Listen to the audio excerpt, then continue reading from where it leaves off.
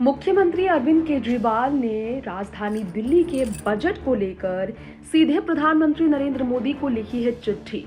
और चिट्ठी लिखते हुए उन्होंने जो कहा है वो ऐसा लग रहा है मानो वो उनके आगे गिड़गिड़ा रहे हो, गुजारिश कर रहे हो। जी हाँ, 2023-2024 के लिए बजट पेश करने के लिए दिल्ली सरकार ने 21 मार्च की तारीख निर्धारित की गई और केंद्रीय गृह मंत्रालय ने केजरीवाल सरकार के बजट पर रोक लगा दी है। इसे आज पेश नहीं किया जाएगा।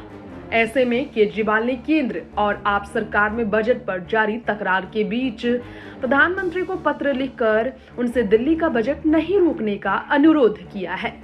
दिल्ली सरकार का 2023-24 के लिए बजट पेश करने के लिए 21 मार्च की तारीख निर्धारित की गई थी, जिस पर लगातार रोक की वजह से आप सरकार काफी हैरान है। अब पीएम मोदी को लिखे पत्र में केजरीवाल ने कहा, पिछले 75 साल में यह पहली बार है जब किसी राज्य का बजट रोक दिया गया है। आप दिल्ली वालों से क्यों खफा है? दिल्ली का बजट मत रोकिए। हाथ जोड़कर दिल्ली वासी आपसे बजट पास करने की अपील करते हैं।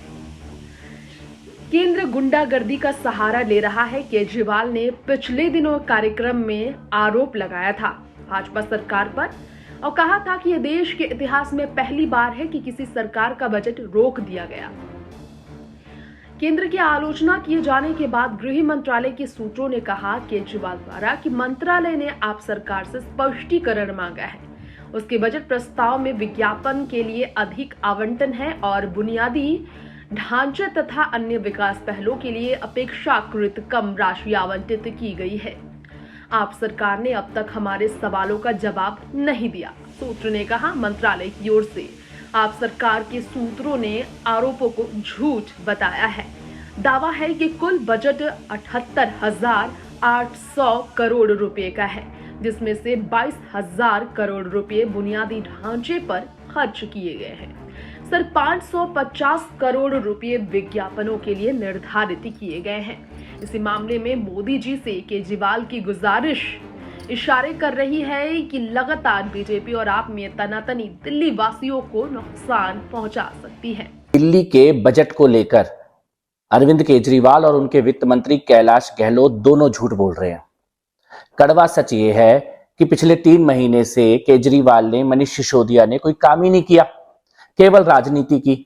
कभी गुजरात चले गए, कभी भगवंत मान के हेलीकॉप्टर में बैठकर कर्नाटक चले गए, मध्य प्रदेश चले गए, लेकिन अपने दफ्तर नहीं गए। आपको पता है पूरे साल में अरविंद केजरीवाल केवल 13 दिन अपने दफ्तर गए हैं और पिछले 3 महीने में 1 दिन भी दफ्तर नहीं गए। बताएं मुख्यमंत्री केजरीवाल के अपने दफ्तर कितने दिन गए, विधानसभा कार्यालय कितने दिन गए, सचिवालय कितने दिन गए? जब मंत्री काम ही नहीं कर रहे तो बजट बनेगा कैसे? आपका बजट सही टाइम पर तैयार होकर विधानसभा में प्रस्तुत हो, ये मोदी जी की जिम्मेदारी नहीं है, ना ये उपराज्यपाल जी की जिम्मेदारी है, ये आपकी जिम्मेदारी है। ये काम आपको और आपके मंत्रियों को पूरा करना था, लेकिन वो काम आपने किया नहीं।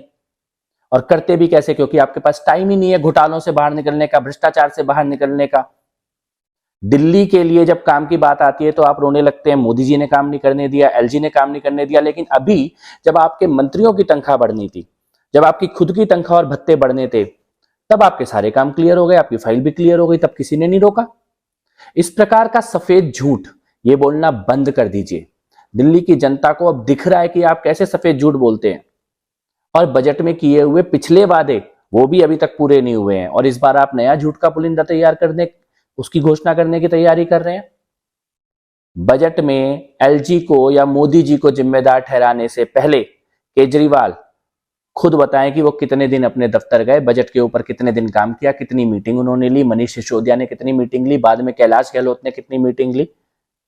जब आप और आपके मंत्री काम ही नहीं कर रहे हैं तो कैसे समय पर विधानसभा में बजट आ पाएगा? अपने दफ्तर में बैठना शुरू करें। जितने दिन तिहाड़ से बाहर हैं उतने दिन दिल्ली की जनता से जो वादे किए थे उनको पूरा करने की कोशिश कीजिए।